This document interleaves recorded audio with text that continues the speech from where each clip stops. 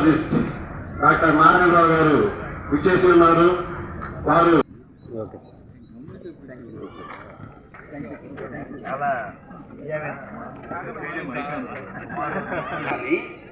తన reproductive capacity అయిపోయాక బతకదు. అంటే పిల్లల్ని పుట్టించే శక్తి ఉన్న వరకే ప్రతి జంతువుకి జీవితం. పిల్లల్ని పుట్టించే శక్తి అయిన తర్వాత బతుకుతున్న జంతువు ప్రకృతిలో లేదు. ఆ విధంగా చూస్తే మన ఆయుష్ అంతా పొద్దున్నే లేస్తే వచ్చే ఆ బ్రైట్నెస్ ఫేసెస్ మీ మొహాల్లో వినిపిస్తుంటాయి. మీ అదృష్టం ఉంటుంది సార్. Take care. సంతోషం నన్ను పిలిపించారు. అయితే ఇందాక మన స్నేహితుడు చెప్తూ నారాయణరావు కిడ్నీ జబ్బుల గురించి మాట్లాడతాడు అన్నప్పుడు అసలు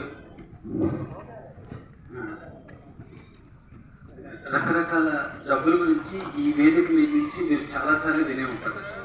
కాలు నుంచి తల వరకు, కళ్ళ నుంచి కిడ్నీల వరకు, గుండె నుంచి రక్తనాళాల వరకు, గ్లకోమా నుంచి ట్రకోమా వరకు మీరు వినని జబ్బు ఉండదు, తెలుసుకొని ప్రాథమిక సూత్రాలు ఉండవు కదండి. చూస్తే మిమ్మల్ని నాకు ఎలా అనిపిస్తారంటే ఇవన్నీ తెలిసిన వాళ్ళు మనకు పురాణాల్లో నైమిసారణ్యంలో మొదటిసారి భారతం విన్నది ఎవరు? సౌనక మహములు. వాళ్ళెవరూ తెలియని వాళ్ళు కాదు, కానీ వినడానికి ఇష్టపడేవాళ్ళు. వాళ్ళు శ్రవణ కుతూహలులు అంటారు. వాళ్ళ పని ఏంటంటే ఎవరే చెప్తే విందామని. సో వినేవాడు ఎవడు తెలియని వాడు కాదు, వాళ్ళన్నీ తెలిసిన వాడే. కాబట్టి మీరు అన్నీ తెలిసిన విజ్ఞానం తెలుస్తూ నేను ఏదైనా చెప్పగలనా అంటే నాకు గుర్తొస్తుంది. ఆత్రేయ ఆఖరి క్షణాలు ఉన్నప్పుడు జగ్గయ్య అడిగారు తన పుస్తకం రాయొచ్చు కదా జీవితం గురించి. దానికి ఆత్రేయ జవాబు ఏంటంటే ఏదైనా పుస్తకం రాయాలంటే 2 విషయాలు ఉండాలి వాడికని. ఈ ప్రపంచానికి నేను చెప్పాల్సింది ఉంది అని నమ్మాలా, లేదా ఈ ప్రపంచానికి ఏమీ తెలియదని నమ్మాలా. నేను అటు అనుకోవట్లేదు కాబట్టి నేనేం రాయట్లేదు. అలాగా ప్రతిసారి మీరు మాట్లాడమన్నప్పుడల్లా నాకు వచ్చే హ్యూమిలిటీ ఏంటంటే నాకు ఈ 2 చెప్పాను మీకు. పిండి పదార్థాలు, గింజ నూనె. అది చూసేది రాత్రిపూట 7 తర్వాత తినకపోవడం చూసాను. మీకు ఒకటే టెస్ట్, నాకు ఏదైనా జబ్బు ఈ దీర్ఘకాలిక వ్యాధులు నన్ను ఇబ్బంది పెట్టే అవకాశం ఉందని అంటే ఏ డాక్టర్ బాగా టెస్ట్ చేస్తాడు, ఏ డాక్టర్ చేస్తాడు, ఏ ఫైలు ఏ చేస్తుంది, ఎంత డబ్బు ఖర్చు అవుతుంది, ఏవి కాదు. ఇక్కడ చూసుకుంటే ఎక్కడ అక్కర్లేదు. మనం ఎక్కడ చూడటం ఇష్టం లేక మనం ల్యాబ్ చుట్టూ చూస్తున్నాం. ఉన్నప్పుడు ఏం చేయాలా? నీకు ఇన్సులిన్ రెసిస్టెన్స్ ఏం చేయాలా? ఇన్సులిన్ పిండి పదార్థాలు తింటేనే ఇన్సులిన్ వస్తుంది. అంటే మీకు పిండి పదార్థాలు అలర్జీ అనుకోండి. ఏమనుకోవాలా? పిండి పదార్థాలు అలర్జీ. పిండి పదార్థాలు అలర్జీ ఉంటే ఏం చేయాలా? డస్ట్ అలర్జీ ఉంటే ఏం చేయాలా? డస్ట్ అవాయిడ్ చేయాలి. అంతేగాని నేను డస్ట్కో మందు చేసుకొని డస్ట్లో వెళ్ళాలని కాదు కదా. కానీ ఇక్కడ మాత్రం ఒక తప్పు అవగాహన వచ్చింది. నాకు పిండి పదార్థాలు అలర్జీ అంటే నేను పని చేస్తాను, ఇన్సులిన్ చేస్తాను, నేను ఇట్లా ఏం చేస్తాను. This is the city.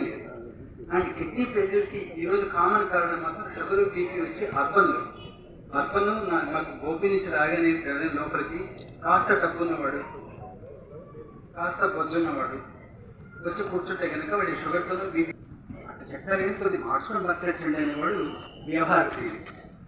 So అతను చాలా ఏమంటారంటే 7th డే అడ్వెంటిస్ట్ అనే క్రిస్టియన్. సెక్స్ మీద వాటి మీద ఆయనకి ఖచ్చితంగా అభిప్రాయం ఉండేది. ఇలా చేసి మనుషులు తప్పైపోతున్నారు, దేవుడి నుంచి శాపాలు వస్తున్నాయి, ఇలా చేయకూడదు అని నమ్మకం. వాటన్నిటికి కారణం ఏంటంటే మాంసకృతులు అని. మాంసం తిని మనుషులు ప్రేరేపణ వస్తుంది, దానివల్ల తప్పు పని చేస్తారు. కాబట్టి దానికి పిండి పదార్థాలు కావాలని ఆయన 1930లో మొదటిసారి 3 రోజులకు డయాలిసిస్ అప్పుడు 4 రోజులకు ఒకసారి కీలు మార్చుకోవడం. సో ఈ నేపథ్యంలో ఈ పరికరాలు రాయడానికి ఒరిజినల్ బాడీ ఏంటి? మనం కళల్నే అటాక్ చేస్తున్నాం. ప్రతిసారి దొరికిందిలో మనకు చిన్నప్పుడు సినిమాలు చూపిస్తాడు సంపూర్ణ రామాయణంలో. ఒక్కొక్క కళ మీద రాముడు బాణం వేస్తుంటాడు, కళ చూస్తుంది. అవునా కదా? అలాగే మనం ఏది చెప్పండి పిండి లేకుండా లేదు. మధ్యాహ్నం చెప్తే మనం కాకపోతే రాగి సంగతి, జొన్న సంగతి, జొన్న రొట్టె, ఇంకేమైనా ఉన్నాయండి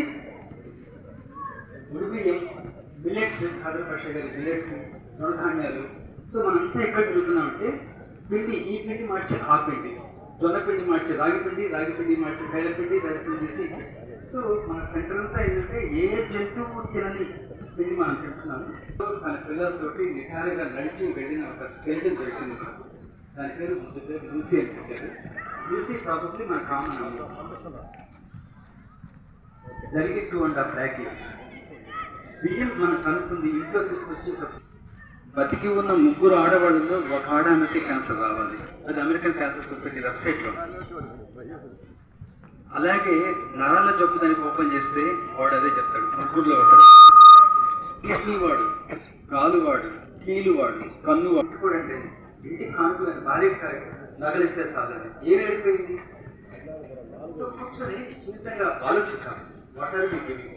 సో స్థూలంగా ఫలితాలు రావణాసుడికి కేంద్ర బిందు ఇన్సులిన్ రెసిస్టెన్స్.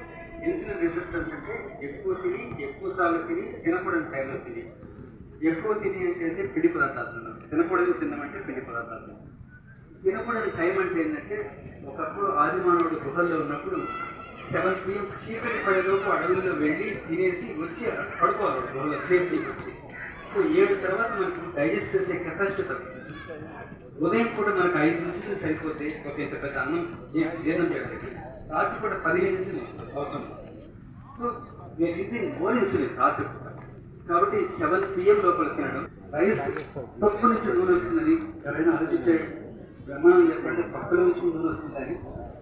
అవి తీసేసి మనం శ్రేష్టమైన నూనెలు అనుకుంటూ అవి వాడుకుంటూ అక్కడ ఇంకొక స్టెప్ వదిలేదు. వీటిని ఏమిటంటే సీడ్ ఆయిల్ అంటారు. గింజల నుంచి వచ్చే నూనెలు. వాటి మీద మన ఉత్సవాన్ని పురస్కరించుకొని walkers club Nellore AC Subba Reddy stadium వాళ్ళు కిడ్నీ గురించి మాట్లాడమని కోరారు. ఇక్కడ చాలామంది ఔత్సాహికులు ఆరోగ్య సూత్రాలన్నీ తెలుసుకొని పాటిస్తున్న వాళ్ళని కలవడం చాలా సంతోషంగా ఉంది. అయితే అన్ని జబ్బులకి ప్రధాన కారణం కిడ్నీ అయితేనేమి, గుండె అయితేనేమి, మతిమరుపు జబ్బు అయితే కావచ్చు, చాదస్తాలు కావచ్చు, అన్నిటికీ మూల కారణం ఇన్సులిన్ రెసిస్టెన్స్ అని తెలుసుకోమని వాళ్ళని కోరడం జరిగింది. మనం తినే ఆహార పదార్థాల్లో మార్పులు, పిండి పదార్థాలు తగ్గించడం, గింజల నూనెలు లేకుండా చూసుకోవడం, రాత్రిపూట 7 గంటల లోపలే అన్నం తినేట్టు చూసుకోవడం, రోజంతా శారీరక శ్రమలో ఇన్వాల్వ్ అయ్యేట్టు, హాయిగా ఆహ్లాదంగా మానసిక ఒత్తిడి లేకుండా స్నేహపూర్వకంగా బతకడం. ఈ మూడింటిని కూడా క్లుప్తంగా చెప్పాలంటే ఆయుర్వేదంలో చెప్పినట్టు ఆహార విచార వ్యాయామాలు, సరైనటువంటి ఆహారం, పిండి పదార్థాలు లేకుండా తగ్గించి, గింజల నూనె లేకుండా నెయ్యి, నూనె లాంటివి తీసుకుంటూ మంచి ఆహారం, మంచి విచారం, అందరికీ మంచి కోరుకుంటూ హాయిగా నవ్వుతూ రేపు బాగుంటుందని నమ్ముతూ దిగులు చెందక నిన్నటి గుర్తులు లేక మంచి విచారం, మంచి వ్యాయామం, శారీరక శ్రమ కేవలం నడకొక్కటే చాలదు. కండరాల పుష్టికి, శక్తికి ఎక్సర్సైజ్, రెసిస్టెన్స్ ఎక్సర్సైజ్ నడకలో వచ్చేది ఒక కోణం మాత్రమే. శారీరక శ్రమ చాలదది. దానికి అవసరమైన కండరాల పుష్టి కూడా పనిచేయాలని, ఈ విధంగా ఆహార విచార వ్యాయామాలతో అందరం హాయిగా బతకాలని అందరం కలిసి కోరుకొని మాట్లాడుకున్నాను ఈరోజు. నా పేరు దాసరి అనంతరామారావు. నేను AC Subba Reddy stadium walkers association ప్రెసిడెంట్గా ఉన్నాను ఈ సంవత్సరానికి. ఈ AC Subba Reddy stadium walkers association ఆధ్వర్యంలో ప్రతి నెల మెడికల్ క్యాంపులు పెట్టడం జరుగుతూ ఉంటుంది. అందులో భాగంగా ఈరోజు మెడికల్ అవేర్నెస్ ప్రోగ్రాం ప్రముఖ కిడ్నీ వ్యాధి నిపుణులు నారాయణరావు గారిచే అవగాహన సదస్సు నిర్వహించడం జరిగింది. ఆ కార్యక్రమంలో భాగంగా డాక్టర్ గారు మంచి మంచి సలహాలు ఇచ్చారు. డైట్ ఎలా తీసుకోవాలి, ఎలా నడుచుకోవాలి, కిడ్నీలు ఎలా కాపాడుకోవాలి అనే విషయం మీద అవగాహన సదస్సు నిర్వహించి మా వాకర్స్ మిత్రులందరికీ సలహాలు అన్నీ ఇచ్చారు. ఆయనకి మా ప్రత్యేక ధన్యవాదాలు తెలుపుకుంటున్నాము. ఇదే విధంగా ఈ కార్యక్రమాన్ని ప్రతి నెల ఒక్కొక్క విషయం మీద, అంటే ఒకసారి గుండె వ్యాధుల మీద, ఒకసారి కిడ్నీ వ్యాధుల మీద, ఇంకోసారి కీళ్ళ మీద ఈ విధంగా ఇస్తూ ఉంటామని తెలియజేస్తూ సురేష్, నేను వైస్ ప్రెసిడెంట్గా వాకర్స్ అసోసియేషన్ ఇక్కడ ఉన్నాను ఈ సంవత్సరం. ఇక్కడ వాకర్స్ అసోసియేషన్ ఏంటంటే సమాజంలో ఒక మంచి అవేర్నెస్ తీసుకొస్తూ ఉంది. డైలీ వాకింగ్ చేయాలి అనేది ఒక ఫస్ట్ కాన్సెప్ట్ అయితే, రెండవది ఆరోగ్యం మీద ఎక్కువ శ్రద్ధ తీసుకొని నెలవారీగా టెస్టులు జరపడం, అలాగే అవగాహన సదస్సులు కల్పించడం, ఇలాంటివన్నీ చాలా చక్కగా నిర్వహిస్తూ వస్తున్నాం.